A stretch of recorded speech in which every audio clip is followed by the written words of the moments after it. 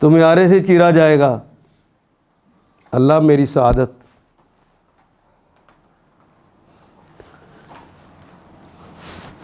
تمہیں بدر و حنین سے گزارا جائے گا، اللہ میری سعادت آپ کی طرف سے ہے نا، تو مجھے کوئی پرواہ نہیں۔ یہی بات کہی تھی نا طائف کے اندر بھی رسول اللہ نے کہ میری سعادت ہے یہ۔ اور اسی زمانے میں رسول اللہ صلی اللہ علیہ وسلم طائف بھی گئے تھے۔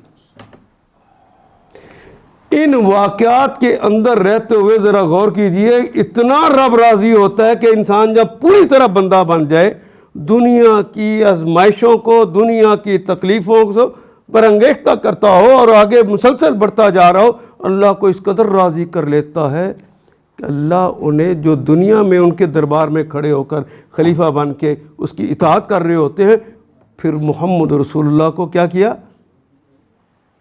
سید الانبیاء بنا کر اپنے پاس دربار میں بلا کے، جسے ہم اردو میں کہتے ہیں معراج، کروا دی۔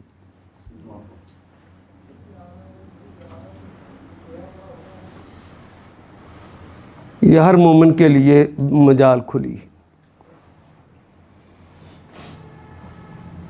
اس کا کیا لنک بنتا ہے؟ الصلاۃ معراج المومنین، وہ میں پہلے اقامت الصلاۃ کے اندر پڑھا چکا ہوں، واپس بار بار جانا پڑتا ہے۔ حضرات یہ ممکن نہیں ہے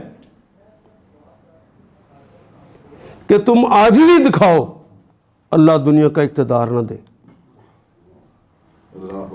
یہ ممکن نہیں ہے۔ لیکن عاجزی ہو کمال درجے کی کہ میں کہتا ہوں یہ اندر سے نکل جائے، بس ایک ہی ہو۔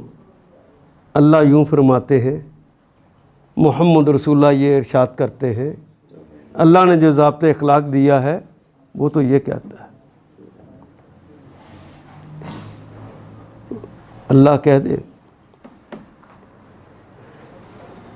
ایک بھائی نے دوسرے بھائی کی بیٹی کا رشتہ لینے سے انکار کر دیا، امید بڑی تھی کہ یہ میری بیٹی کا رشتہ لے گا، وہ انکار کر جائے۔ میرے جذبات کی زبان میں اگر کہا جائے تو اس نے میری بیٹی کو دھتکار دیا۔ ایسے شخص کا چہرہ بھی دیکھنے کو جی چاہتا ہے، لیکن رب کے بندے کا جی چاہتا ہے۔ جو تم نے کیا ہے وہ تو تیرا رب جانے، لیکن مجھے یہ حکم ہے کہ تو میرا بھائی ہے، میں تجھ سے کٹ نہیں سکتا۔ جذبات بہت زیادہ ہوں، اللہ نے انسانی جذبات کا خیال رکھتے ہوئے قانون بنا دیا ہے، تم 3 دن تک ناراضگی کا اظہار تو کر سکتے ہو، نہ بے شک بولو، لیکن 3 دن کے بعد اس نے پہل نہیں کرنی، پہل تو نے کرنی، جا کے ہاتھ میں لانا ہے، مصافحہ کرنا ہے کہ میرے بھائی، وہ معاملہ اپنی جگہ پر، لیکن تو میرا بھائی تو ہے نا۔ عاجزی ہو تو آپ اس مرحلے میں داخل ہو جائیں گے، اور عاجزی اندر سے نہ ہو تو اس مرحلے پہ اتر آئیں گے، پورا ناکام ہو گئے۔